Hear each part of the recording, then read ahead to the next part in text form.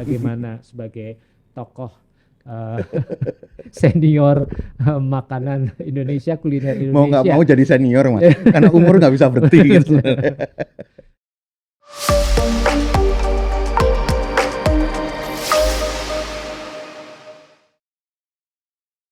Kadang kita punya ini kan, saya punya dulu makanan masa kecil itu apa gitu ya, terus susah banget sih nyarinya.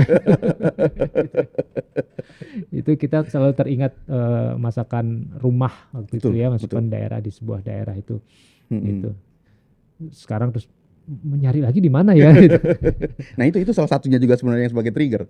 Karena ketika nyari, wah udah nggak ada yang bisa masakin. Wah gimana caranya buat nyari ya gitu. Iya. Ya akhirnya mesti nyari. Tanamannya udah langka, bahan bakunya juga udah langka gitu Iya. ya. Dan itu banyak sekali, misalnya kayak di Bandung, teman saya juga banyak cerita bahwa dulu neneknya sering masak-masakan yang aneh-aneh gitu ya. Sekarang udah nggak ada yang bisa nerusin. Karena di keluarga itu tidak ada lagi yang mengerti cara neneknya masak. Sedih banget kan gitu.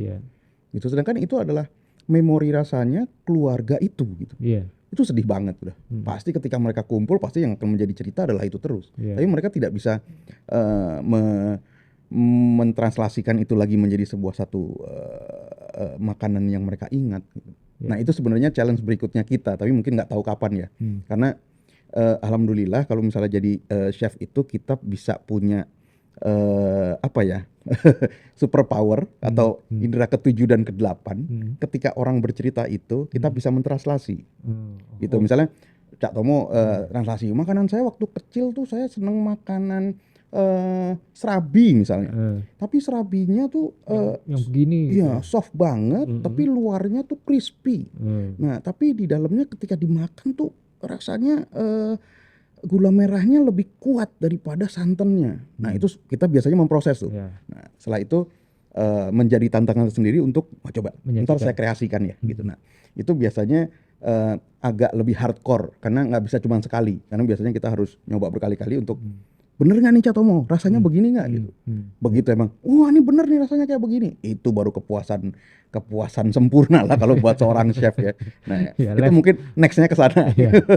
Iya, memang menarik sekali. Nah bicara soal sebagai chef itu seorang kreator gitu kan, yang dia juga harus apa namanya, dituntut katakanlah begitu untuk menghasilkan kreasi-kreasi. Apalagi kalau tadi disampaikan oleh Chef Ragil, kita ngomong bisnis kuliner, apalagi di Jakarta gitu ya, dengan market yang begitu demanding dengan hal-hal yang baru, maka kekuatan inovasi dan kreasi dari seorang chef itu sangat mutlak lah gitu menurut saya.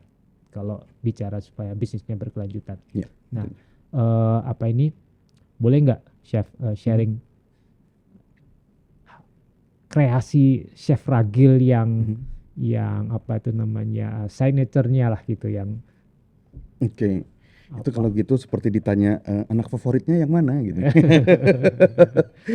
Berarti banyak nih. Banyak alhamdulillah. Alhamdulillah. Oke, boleh 2 atau 3. Oke. Karena sebenarnya memang saya itu memang seneng mencari tantangan di bagian yang orang-orang lain biasanya nggak suka. Misalnya orang nggak suka mengkreasi makanan-makanan yang aneh, saya seneng bikin makanan aneh. Kalau orang seneng bahan satu dipakainya cuma sebagai makanan manis, saya pasti ngerubah jadi makanan asin gitu. Nah yang mungkin yang terakhir lah ya gitu ya. Waktu itu kebetulan memang dapat project dan untuk mendevelop kopi, tetapi kopi bukan sebagai minuman, tapi kopi sebagai makanan.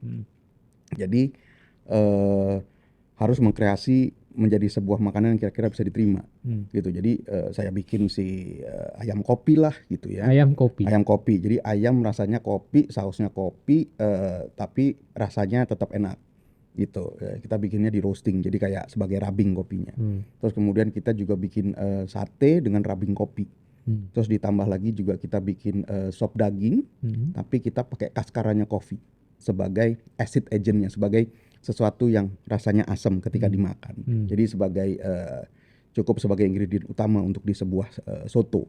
Gitu. Kemudian juga bikin minuman-minuman kopi yang base-nya adalah kopi campur dengan sesuatu untuk menjadi sebuah minuman baru. Misalnya kopi dicampur andaliman, kopi dicampur dengan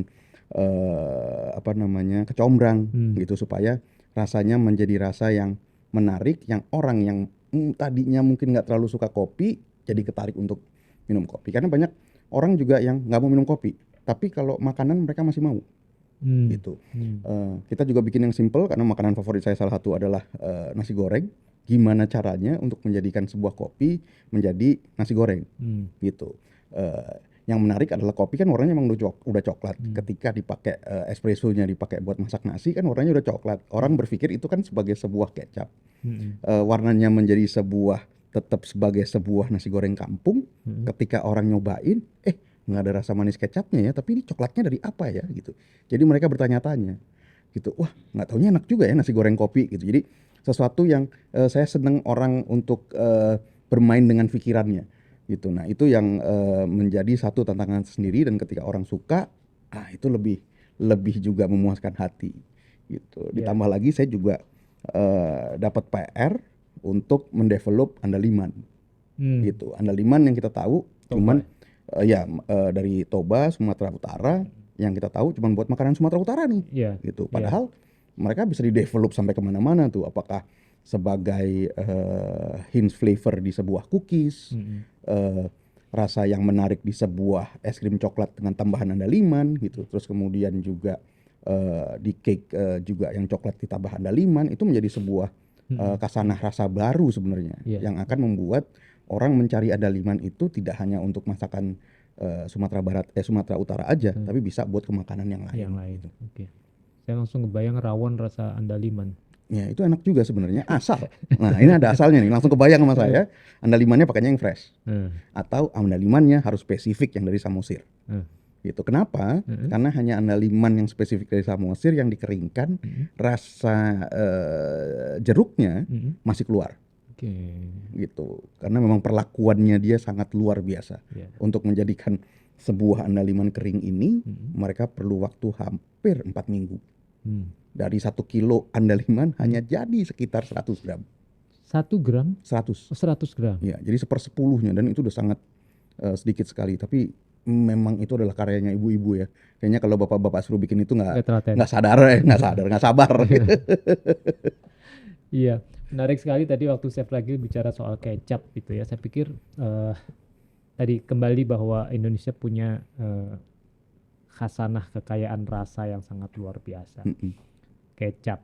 Ngomong kecap aja nih, nanti suatu saat kita akan ngobrol tentang kecap. Di tiap daerah pasti punya kecapnya. Betul. Dan kalau itu dicampur di sebuah masakan, rasanya jadi berubah. Jadi maksudnya kita punya banyak varian rasa. Belum lagi ngomong sambal. Kan? Bahkan menurut saya satu hal yang menarik untuk bisa dikedepankan dari rasa Indonesia itu adalah kecap dan sambal gitu ya, karena akan menjadi masakan kita itu jadi ruang eksplorasinya itu luas banget gitu ya. Jadi nasi goreng aja kalau pakai kecap dari Surabaya sama kecap dari Tegal rasanya akan beda. Ya, saus merah kalau Surabaya kan nasi goreng merah gitu ya. Itu pengaruh Makassar sebenarnya. Oh iya benar. Pengaruh Makassar. Nah, Chef, ngobrol tentang berkreasi nih kan, tentunya dari trial error kan. Nah, udah berapa kali error? Sering. Kalau ditanya antara berhasil dan gagalnya, mungkin banyakan gagalnya ya. Dari bentuk errornya itu apa? Gini ya, namanya nyoba masakan itu kan kadang-kala tergantung mood banget. Di satu sisi kalau misalnya emang moodnya lagi bagus gitu ya, mungkin lebih mirip musisi kali ya. Kalau kebetulan keluarga saya banyak musisi, jadi saya hanya ngerasa mungkin gini ya kalau musisi bikin lagu gitu ya. Di satu sisi kalau lagi moodnya bagus, lagi emang semuanya it seems perfect, sehari tuh bisa punya 10 makanan baru. Tapi kalau misalnya lagi enggak, satu aja nggak jadi. 6 bulan satu nggak jadi gitu. Apalagi kalau udah nyoba yang wah nggak cocok nih sama lidah saya, nggak cocok nih sama rasa saya. Nah itu agak susah. Nah anak buah saya, maksudnya tim saya yang sering rasain itu, gitu. Ketika saya pengen sesuatu memang Itu bisa lama, bisa bulanan, bisa sampai tahunan, sampai yang sekarang belum jadi-jadi juga ada gitu. Karena memang belum sesuai sama yang emang saya pengenin gitu, lebih ke situ sih. Emang sangat sangat subjektif ya kalau buat nyiptain sebuah makanan tuh. Iya. Gitu. Nah, tadi kan kalau di game itu ada selain ada developer gamenya, kan ada ininya nih, apa Betanya. namanya? Ya, usernya kan, yang user ya. cobain lo gitu kan. Ya bagian beta nyobain itunya lah ya. Ini kalau di kuliner gimana nih di dalam sebenarnya memang untuk kelinci percobaannya gitu ya, itu emang satu istri dan anak-anak saya, kedua adalah tim di kantor saya, itu biasanya yang kerja di saya udah lebih dari 5 tahun tuh udah berasa lah, badannya naik semua kalau misalnya itu udah nyobain makanan terus. Sampai anak saya juga kalau di rumah udah bilang, papa kalau lagi obsesi bikin sesuatu itu bisa sampai 2 minggu ya makanannya itu aja ya. Ya iyalah, biar sampai jadinya bener dulu baru ntar pindah lagi yang ke lain gitu. Karena memang saya senangnya adalah satu makanan di satu masa dulu. Jadi jangan dicampur-campur. Kalau misalnya saya lagi obsesi bikin popcorn gitu, ya udah saya bikin dulu popcorn sampai saya bisa dapetin rasa popcorn yang saya pengen banget gitu. Gitu. Jadi yang kayak gitu yang biasanya anak-anak ngerasa ya udah seminggu tuh makannya popcorn terus tuh. Jadi nih nyobain, pertama seneng, kedua nih nyobain, udah begitu yang kelima bosen pak katanya. Nah itu menarik soal asesmen rasa itu ya. Maksudnya gini, saya sebagai kreator gitu kan, ini kayaknya rasa yang saya cari nih gitu. Tapi waktu disodorin ke orang lain, oh beda gitu. Maksudnya ini, nah itu gimana tuh ininya? In term of business nih kan, kita bicara soal develop ya. ini ya, develop produk nih. Nah yang menarik adalah kalau mencarinya rasa Indonesia, istri saya rasanya general Indonesia. Jadi kalau istri saya bilang enak, itu sebagian besar 80% sampai 90% orang bilang enak. Anak saya yang satu agak terlalu western taste-nya. Jadi kalau dia bilang enak, orang yang seneng western pasti bilang enak gitu. Jadi saya adanya di tengah-tengah gitu. Jadi oke, dia bilang enak, ini enak, gimana caranya buat combine supaya bisa masuk di semuanya ya. Paling kalibrasinya adalah begitu. Karena lidah saya ini sudah di satu posisi di mana bisa di-adjust. Di-adjust dalam arti, oh saya mau rasanya lebih ke western. Rasanya akan yang saya ciptakan adalah lebih ke western. Tapi kalau rasanya mau lebih ke Jepang, nanti akan arahnya lebih ke Jepang gitu. Jadi mencari titik tengahnya itu biasanya saya nyobanya ke orang banyak. Karena saya udah marking sebenarnya di tim saya gitu ya. Ini kalau yang ini bilang enak berarti buat orang Indonesia kebanyakan enak. Kalau yang ini bilang enak berarti buat orang ke western udah lebih enak. Tapi kalau 50% bilang nggak enak, berarti nggak enak. Udah gitu aja prinsipnya sih biasanya. Oke, menarik banget. Yang terakhir ini Chef, kita sampai di segmen yang bukan 2 minggu ya ngobrolnya. 2 minggu. Gimana nih kru tim produksi 2 minggu ini kita bikin series aja nih Chef. Kita punya visi kan, pemerintah punya visi untuk tadi dalam payung Indonesia Spice of the World, kita punya mimpi target untuk bikin 4.000 restoran di Indonesia. Nah dalam konteks itu apa sebenarnya yang harus dilakukan, yang harus kita lakukan ya, supaya itu mimpi itu tercapai gitu ya. Nggak cuma membangunnya mungkin gampang gitu ya, tetapi membangun dan kemudian berkelanjutan artinya bisnisnya jalan, masakan Indonesianya kemudian bisa diterima. Apa yang perlu kita lakukan? Apakah misalkan soal perlu melakukan adjustment rasa standar, apa sih rasa Indonesia gitu, ya kan? Apakah kita memang harus mempertahankan, nggak bisa ini yang otentik rasa Indonesia itu kayak begini, atau kita perlu menyesuaikan dengan selera dari global market. Lalu apakah sebenarnya persoalannya ada di logistik tadi? Kan sering kita oh ini persoalannya bumbu Indonesia susah banget didapat gitu. Is it true gitu? Ya, gitu. Sebenarnya sih semuanya memang ada poinnya Mas. Dalam arti yang selalu menjadi masalah klasik itu adalah sebenarnya logistik. Ya.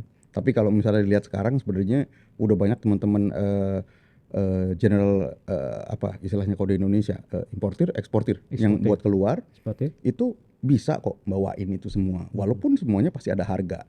Ya satu adalah kita nggak bisa bilang bahwa harganya harus sama di Indonesia. It doesn't make sense. Gitu. Maksudnya itu harus sesuai dengan harga nyampe. Misalnya kita buka restoran di Amerika, ya harga nyampe di Amerika berapa ya kita hitung itu sebagai COGS, kita hitung sebagai HPP gitu. Setelah itu kita lihat hitungannya masuk apa enggak. Saya yakin masih masuk gitu. Satu itu. Kedua Garuda pun juga udah punya policy ngasih harga lebih murah. Mungkin bisa dipaksa untuk memberikan harga cuma 10% mungkin ya. Karena hal seperti itu yang mungkin bisa kita copy dari negara tetangga di mana dia memberikan gratis untuk semua logistik bahan-bahan Indonesia, bahan-bahan dari negaranya. Terus kemudian juga dari rasa, kalau menurut saya nggak usah disesuaikan dulu, kasihlah rasa yang sebaik-baiknya, yang menjadi standar dari setiap brand. Tetapi yang harus dilakukan adalah dikalibrasi untuk selalu sama. Yang jadi challenge kan sebenarnya hari ini masaknya rasanya gimana, hari kedua rasanya gimana. Nah, soal standar ya. Ya, satu standar karena masih banyak yang subjektif bahwa resep ini nggak boleh kemana-mana. Gitu. Kalau perpikirannya sudah resep ini nggak boleh kemana-mana, jangan bermimpi untuk jadi besar. Gitu. Karena akhirnya nggak bisa standarisasi. Nah, karena kenapa saya mengarahnya ke sana? Karena bumbu-bumbu ini harus kita buat di Indonesia. Karena kalau misalnya kita menunggu bahan-bahan yang fresh ada di luar sana, mungkin 1000 tahun lagi ya, gitu. Kita harus juga sadar begitu bahwa pertanian kita pun juga masih perlu banyak yang dibenahi gitu. Ada sebagian udah bisa keluar, tapi belum di semua negara gitu. Kalau saya selalu yang saya pelajari adalah cobalah pakai teknik nempel dulu sama tetangga. Kalau tetangga punya, ya udah kita pinjam aja dulu gitu. Misalnya kita udah tahu bahwa negara tetangga banyak banget yang udah supply bahan-bahan segernya ke hampir seluruh dunia. Ya udah kita pakai aja dulu itu. Ditambah tapi bahan-bahan dasarnya itu yang kita datangkan dari Indonesia. Ya, teman-teman eksportir semuanya udah bisa. Tinggal balik lagi yang mau pergi ke luar sana, yang mau berusaha di luar sana harus mau juga untuk adjusting caranya. Jangan menggunakan cara Indonesia untuk di luar sana. Gitu. Contoh yang simpel lah. Jepang begitu ke Amerika nggak semena-mena ngasih sashimi. Orang Amerika semuanya ngelepeh tuh gitu. Mana mau mereka makanan mentah gitu. Mereka keluar dengan namanya California Roll. California Roll itu adalah sushi sashimi yang matang. Setelah itu orang pada suka, masukin pelan-pelan gitu. Nah, itu pun juga diumpet-umpetin tuh. Di kani yang kepiting itu ada ditambahin salmon. Orang baru ngerasain wah salmon enak ya kalau mentah, baru kenal gitu. Ya maksudnya juga namanya makanan itu kan sebuah culture. Nggak bisa dipaksakan seperti mau maksain. Jadi emang cara gue gitu nggak bisa. Maksudnya itu memang harus agak ada adjustment sedikit di dalam penerapannya. Rasa nggak usah dimacam-macamin. Kalau saya selalu berprinsipnya adalah rasa pedas kurangin, tapi rasa dari bahan-bahan yang lain jangan pernah kurangin. Gitu. Pedas karena balik lagi subjektif. Dan ya orang Indonesia aja nggak semuanya suka pedas kan, gitu. Jadi ya itu harus di-adjusting. Kalau orang mau lebih pedas ada penambahnya. Itu kan sesuatu yang bukan susah. Gitu. Nah seperti itu sebenarnya yang kita selalu coba campaign ke teman-teman yang mau bikin restoran di luar sana. Gitu. Kayak contoh misalnya ada satu brand besar gitu mau keluar sana memaksakan bahwa ayam harus dari Indonesia. Lah kalau di luar sana kan punya standar. Kayak Indonesia aja kan nggak boleh import ayam dari Brazil kan. Ya akan selesai mereka nggak bisa ke sana. Akhirnya mereka mau adjusting bahwa oke deh boleh ayamnya dari negara lain karena di sana terimanya dari negara lain. Gitu. Gitu. Dan juga banyak-banyakin bikin inkubator bisnis tapi di luar sana. Jadi bikinlah kayak food court tapi inkubator. That's right. Saya sepakat dengan itu. Kita perlu untuk punya ruang-ruang untuk exhibit makanan-makanan Indonesia. Dan kalau istilah anak saya merecehkan rasa Indonesia sehingga jadi diterima gitu ya. Menarik sekali. Thank you Chef. Sama-sama. Walaupun nggak nyampe 2 minggu, saya pikir obrolan kita sangat luar biasa. Terima kasih sekali, sangat menginspirasi. Senang bisa diundang, bisa sharing juga. Terima kasih. Demikian teman rasa obrolan kita kali ini dengan Chef Ragil tentang kuliner Indonesia. Bagaimana kita menduniakan rasa Indonesia. Terima kasih, saya Cak Tom di Aku Rasa Akar Kuliner Nusantara. Saya jumpa lagi.